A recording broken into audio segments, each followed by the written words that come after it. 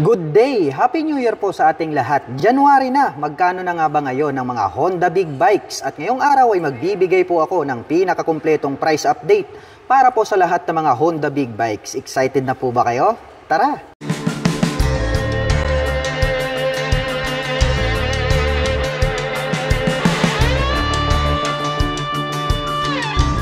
Ito po yung kanilang Honda CB650R. Isa po itong classic big bike. Kaya talagang napakalupit ng kanyang body and design. Mayroon naman po itong rounded shape na headlight. LED na po yan at mayroon pa po siya dyang rounded shape na split na daytime running light. Dito naman po located sa bandang itaas, ito pong kanyang mga LED na turn signals, naka-pop up po siya. At equip po ito ng inverted telescopic fork para po rito sa kanyang front suspension. At gumagamit po ito ng dual rotor disc brake with 2-pot caliper na Nissin brand. Ito naman pong kanyang cast wheel is matte brown color na wide design. At ang sukat naman po ng kanyang gulong rito po sa harapan, ito po ay mayroong sukat na 120 by 70-17. Naka-fully digital meter panel display, naka-mechanical key ang ignition, at ito po ay naka-naked handlebar. At mayroon naman po itong fuel tank capacity na 15.4 liters at mayroon po siyang fuel consumption na 20.9 km per liter. At mayroon po itong 6-speed manual transmission at napakaganda rin po nito pong kanyang upuan. Mayroon po siyang belt dito sa gitna. Ang ganda rin po ng pagkakatahi kaya masasabi natin na matibay. Black color naman po ito pong kanyang seat cover. At ang Honda CB ay mayroon po itong 649 cubic centimeter engine displacement. Naka-liquid cooled, 4-stroke, 16-valve, dual overhead cam, inline 4-cylinder. At nakakapag-provide naman po ito ng maximum power na 69.7 kW at 12,000 RPM. At nakakapagbigay naman po ito ng maximum torque na 63 Nm at 9,500 RPM. At ang seat height naman po ng motor na ito ay may taas na 810 mm, may ground clearance na 148 mm, at mayroon po itong kabuuang bigat na 203 kilograms. Pahaba naman po ang shape nito pong kanyang taillight at dito naman po located dito pong kanyang mga LED na nakapop up na mga turn signals. At gumagamit po pala ito ng monoshock absorber para po rito sa kanyang rear suspension. At ang kagandahan niyan, ito po ay adjustable. At ang cute din po, almost hide po ito pong kanyang single exhaust. At gumagamit po ito ng diecast para po rito sa kanyang swing arm. At ito po ay mayroong single rotor disc brake with single pot caliper na Nissin brand. Matte brown color naman po ito pong kanyang cast wheel na brown color. At ang size naman po ng kanyang gulong rito po sa likuran, ito po ay mayroong sukat na 180 by 55-17. At ang presyo po ng Honda CB650R ay nagkakahalaga po ito ng 524,000 pesos. At kung balak mo naman pong kumuha ng hulugan, ay kailangan mo lang pong mag-down payment ng 194,624 pesos. Ito naman po ang Honda CBR650R. Isa po itong sports racing bike at mayroon naman po itong napakabangis na headlight design. Mayroon pa po itong split na daytime running light dito sa bandang itaas. At dito naman po located dito pong kanyang mga LED na mga turn signals. At ito po pala ay equipped with inverted telescopic fork para po rito sa kanyang front suspension. Gumagamit po ito ng dual rotor disc brake with 2-pot caliper na Nissin brand. White type na black color naman po ito pong kanyang cast wheel. At ang size po ng kanyang gulong rito po sa harapan, ito po ay mayroong sukat na 120 by 70-17. Naka-fully digital meter panel display, naka-mechanical key ang ignition at ito po ay naka-naked handlebar. At mayroon naman po itong fuel tank capacity na 15.4 liters. At mayroon naman po itong fuel consumption na 20.9 km per liter. Ang ganda rin po pala nito pong kanyang upuan. Black color naman po ito pong kanyang seat cover. At mayroon naman po itong 6-speed manual transmission. At ang Honda CBR ay meron po itong 649 cubic centimeter engine displacement. Naka-liquid cooled, 4-stroke, 16-valve, dual overhead cam, inline 4-cylinder. At nakakapag-provide naman po ito ng maximum power na 70 kW at 12,000 RPM. Habang nakakapagbigay naman po ito ng maximum torque na 63 Nm at 9,500 RPM. At ang seat height po ng motor na ito ay may taas na 810 mm, may ground clearance na 130 mm, at mayroon naman po itong kabuuang bigat na 208 kg. Mahaba po ang pagkakadesign nito pong kanyang tail light at dito naman po located dito pong kanyang mga turn signals na nakapop up. LED na po lahat yan. At ito po ay equipped with single rotor disc brake with single pot caliper na Nissin brand, matte black color naman po ito pong kanyang mag wheel na white type. At ang sukat po ng kanyang gulong rito po sa likuran, ito po ay mayroong sukat na 180 by 55/17. At ang kagandahan po ng sports racing bike na ito ay equipped na po ito ng Honda e-clutch. Naka monoshock absorber ang kanyang rear suspension at gumagamit po ito ng diecast na swing arm at mayroon naman po itong single exhaust. At ang presyo po ng Honda CBR 650R na A-clutch version ay nagkakahalaga po ito ng 594,000 pesos. At kung balak mo naman pong kumuha ng hulugan ay kailangan mo lang pong mag-down payment ng 219,750 pesos. At ito po palang Honda CBR 650R ay mayroon po itong 2 model variation. Mayroon po tayong E-clutch which is ito nga po itong kulay red na ating ni-review. At pangalawa, ito naman pong black color. Ito naman po yung Honda CBR 650R na standard version. 2024 model po ito. Ang price naman po nito ay nagkakahalaga po ng 554,000 pesos. At kung balak mo naman pong kumuha ng hulugan, ay kailangan mo lang pong mag-down payment ng 205,392 pesos. At bukod po dyan ay meron pa po pala sila ritong available na Honda CBR 650R na black color at ito po yung 2023 model. At ang price naman po nito ay nagkakahalaga po ito ng 549,000 pesos. At kung balak mo naman pong kumuha ng hulugan, ay kailangan mo lang pong mag-down payment ng 203,598 pesos. Ito naman po ang Honda Goldwing, ang pinaka-top of the line at pinakamalupit at pinaka-astig na maxi scooter. Grabe po, napaka-forma po nito pong kanyang headlight design. At dito po sa kanyang windshield, dito na po naka-install dito pong kanyang mga turn signals. Napaka-astig talaga at napakalapad at mataas po ito pong kanyang clear na windshield. At dito po sa bandang ibaba, mayroon na din po pala siya ritong built-in na fog light. At ito pong kanyang front suspension ay equipped with diecast na matte black color at mayroon na rin po siyang naka-installed na light reflector. At ito po ay naka-dual rotor disc brake with 2-pot caliper na matte black.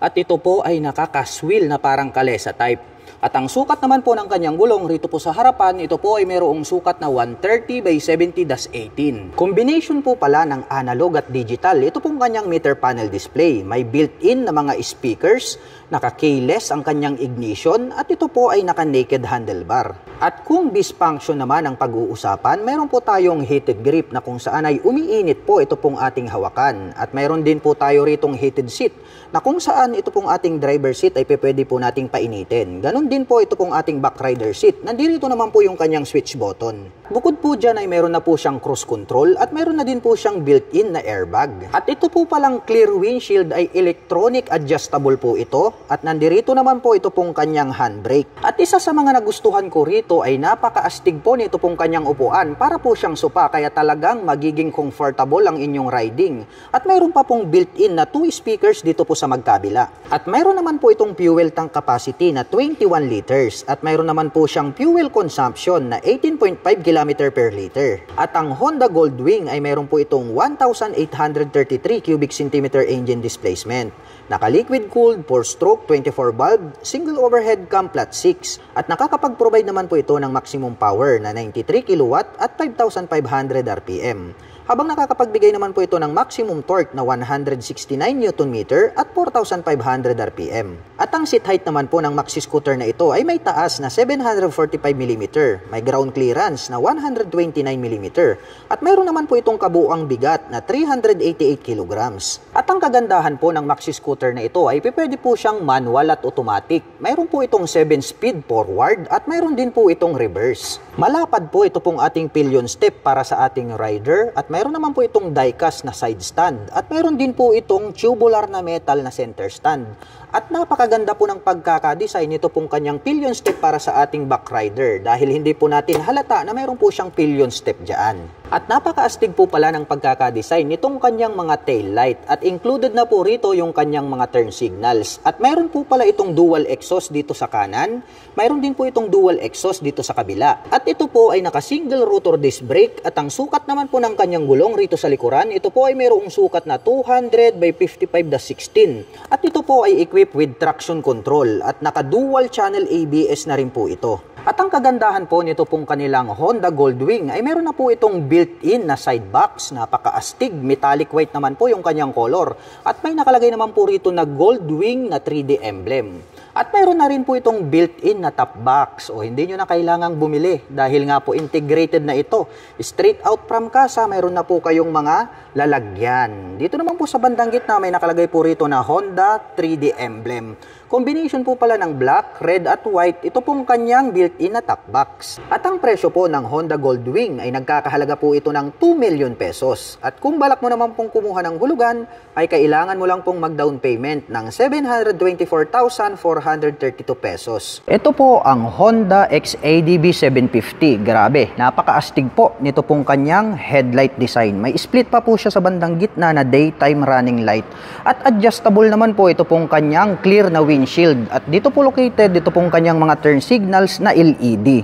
At equipped naman po ito ng inverted telescopic fork para po rito sa kanyang front suspension. Grabe, gold color po yan. At ito po ay naka-dual rotor disc brake with 2-pot caliper na Nissin brand. At ito po ay naka-spokes rim set dahil nga po itong adventure scooter na ito ay pang touring.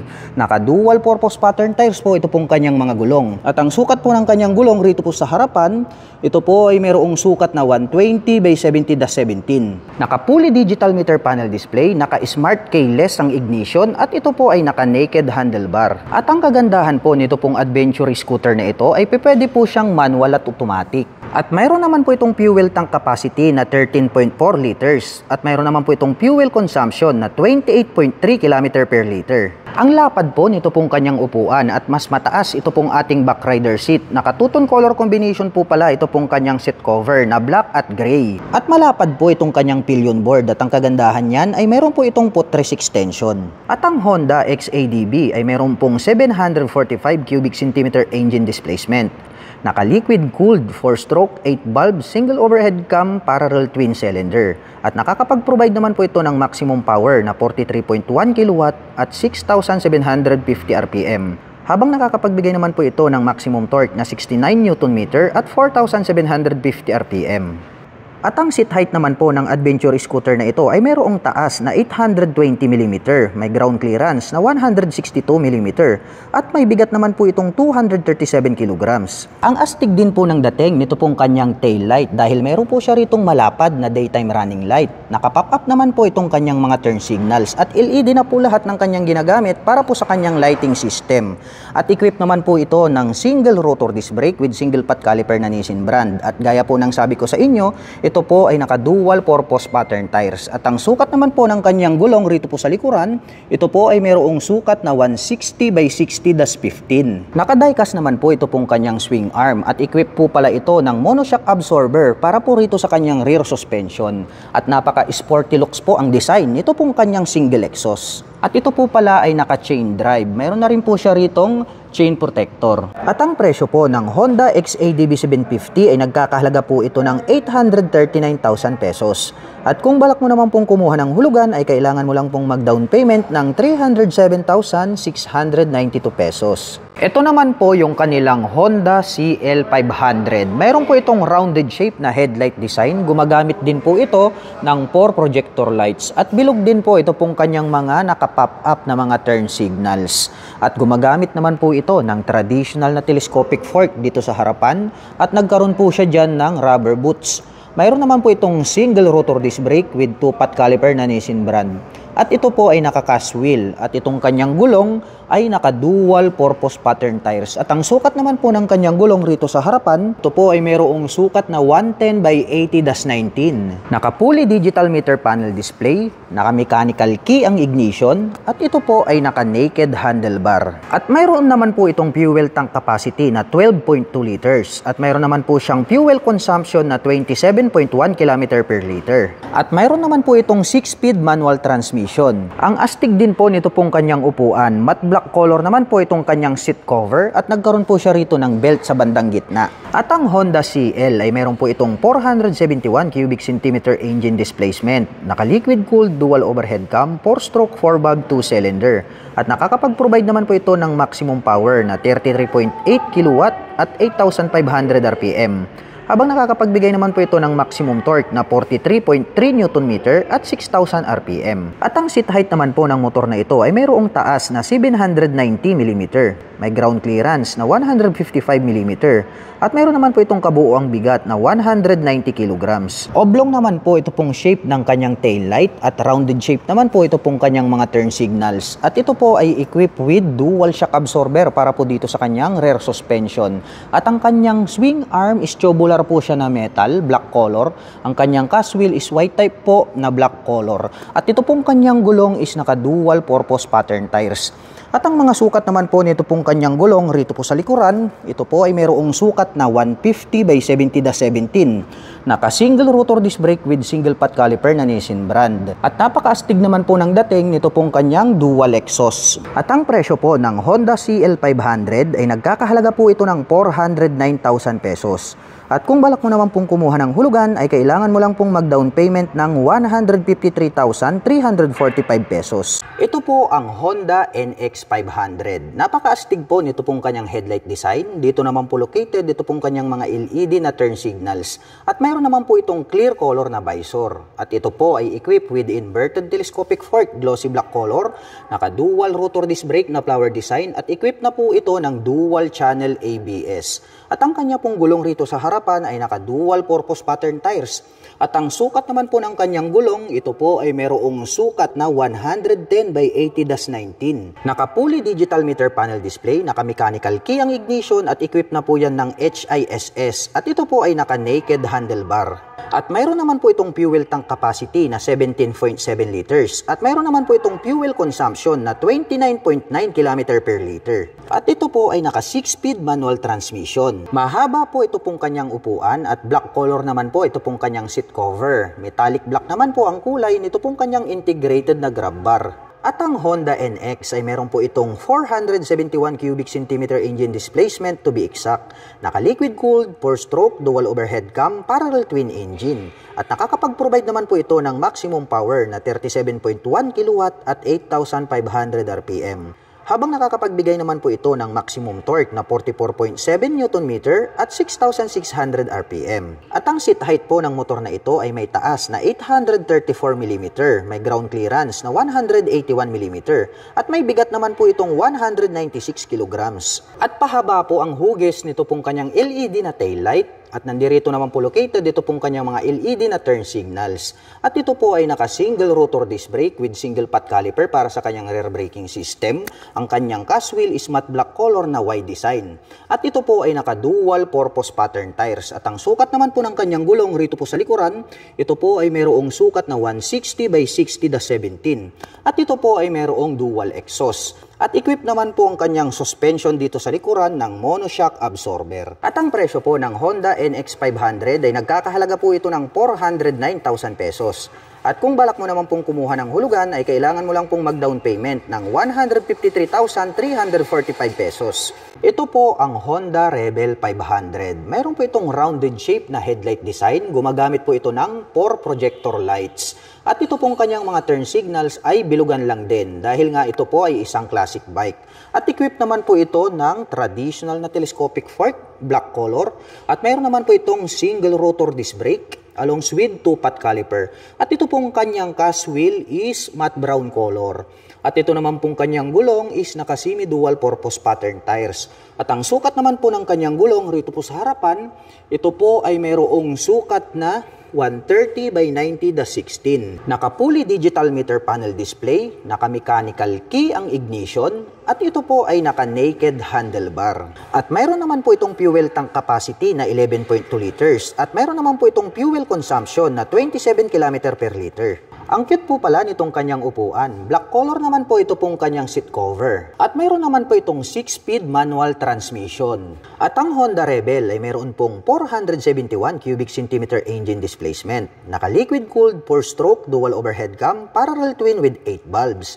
At nakakapag-provide naman po ito ng maximum power na 33.8 kW at 8,500 RPM.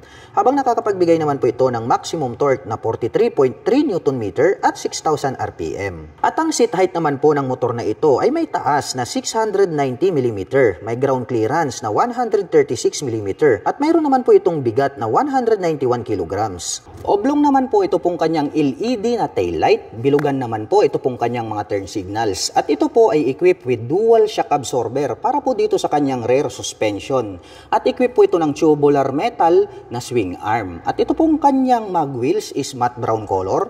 At ang sukat naman po ng kanyang gulong rito sa likuran, ito po ay mayroong sukat na 150 by 80-16. Naka single rotor disc brake with single exhaust. At equipped na rin po ito ng dual channel ABS. At ang presyo po ng Honda Rebel 500 ay nagkakahalaga po ito ng 399,000 pesos. At kung balak mo naman pong kumuha ng hulugan, ay kailangan mo lang pong mag-down payment ng 149,755 pesos. Ito po ang Honda Transalp XL750. Mayroon po itong maangas na headlight design, meron po itong clear visor, at dito naman po located ito pong kanyang mga LED na turn signals.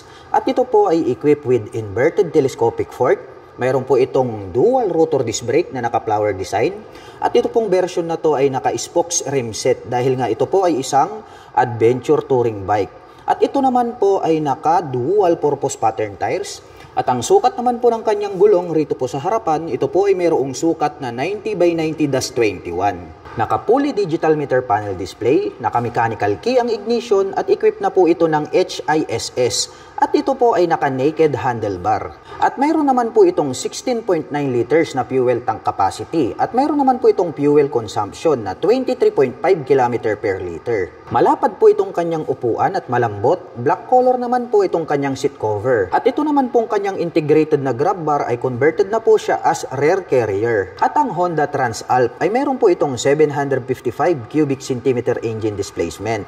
Naka-liquid cooled overhead cam 4-stroke with 8 valve, parallel twin with 270 crack and unicam. At nakakapag-provide naman po ito ng maximum power na 67.5 kW at 9,500 RPM.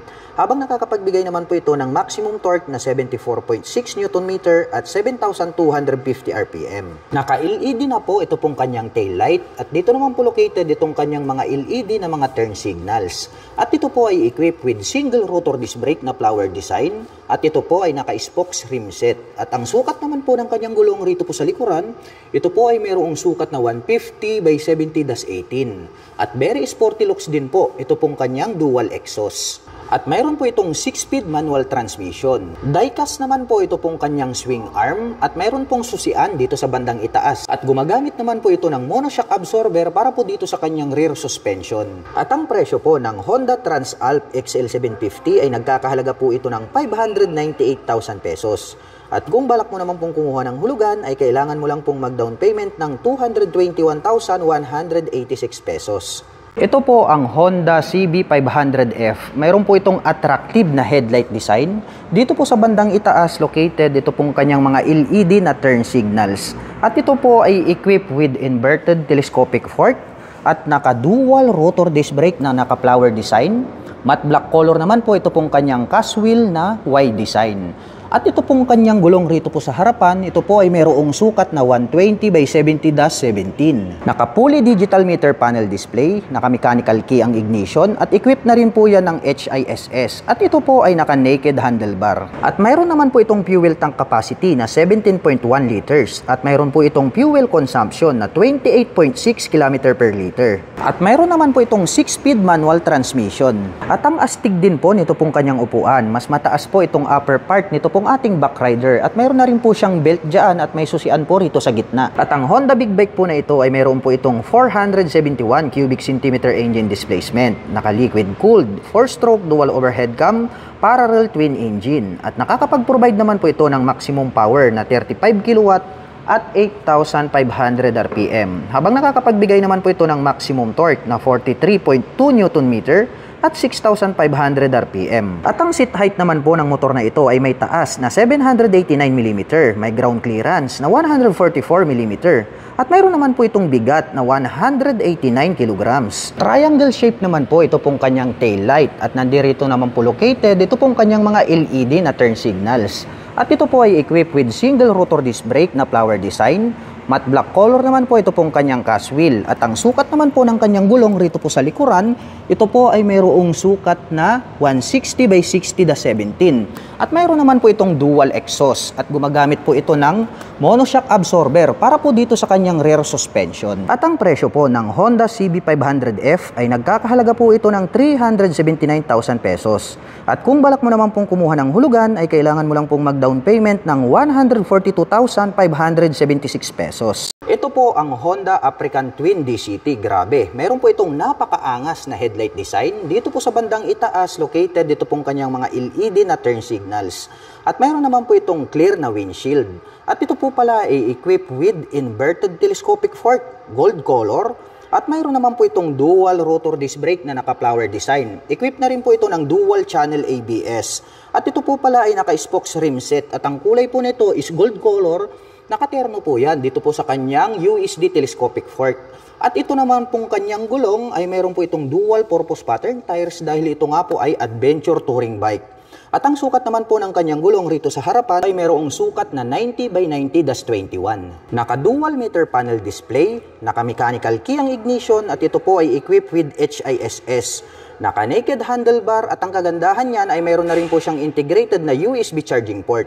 At mayroon naman po itong fuel tank capacity na 24.8 liters. At mayroon naman po itong fuel consumption na 20.5 km per liter. Naka-two-tone color combination po ito pong kanyang seat cover at ito pong kanyang integrated na grab bar ay converted na po siya as rear carrier. At ang Honda African Twin DCT ay mayroon po itong 1,083 cubic centimeter engine displacement to be exact. Naka-liquid cooled overhead cam, 4-stroke with 8 valve, parallel twin with 270 crank and unicam. At nakakapag-provide naman po ito ng maximum power na 75 kW at 7,500 RPM.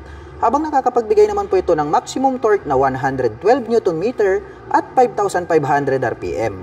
At mayroon naman po itong seat height na 820mm to 840mm dahil nga po ito ay adjustable. Pwede po siyang high and low seat.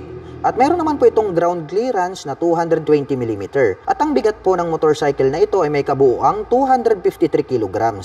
Ang cute din po nito pong kanyang LED na tail light. Naka-single rotor disc brake, naka-spokes rim set, at naka-dual purpose pattern tires. At ang sukat naman po ng kanyang gulong rito sa likuran ay mayroong sukat na 150 by 70-18. At very sporty looks naman po ang dating nito pong kanyang dual exhaust. At ang kagandahan po ng African Twin na ito ay naka-dual clutch transmission. So pwede po siyang automatic at pwede naman po siyang manual. At ang kagandahan niyan ay equipped na rin po ito ng cruise control. Naka-diecast na silver color ito pong kanyang swing arm at ito po ay equipped with monoshock absorber para po dito sa kanyang rear suspension. At mayroon po tayong makikitang susian dito na kung saan ay pwede po nating buksan ito pong upper part nitong kanyang upuan. At ang presyo po ng Honda African Twin DCT ay nagkakahalaga po ito ng 1,170,000 pesos. At kung balak mo naman pong kumuha ng hulugan ay kailangan mo lang pong mag-down payment ng 426,505 pesos. At para naman po sa mga nakapanood ng video na ito at interesado pong maglabas ng mga Honda Big Bikes ay maaari nyo po akong i-PM at i-message para po maibigay ko sa inyo lahat ng full detailed information sa big bike po na nais nyong kunin. Hanggang dito na lamang po, kita-kits po tayo sa mga susunod na motorcycle video updates. Bye-bye!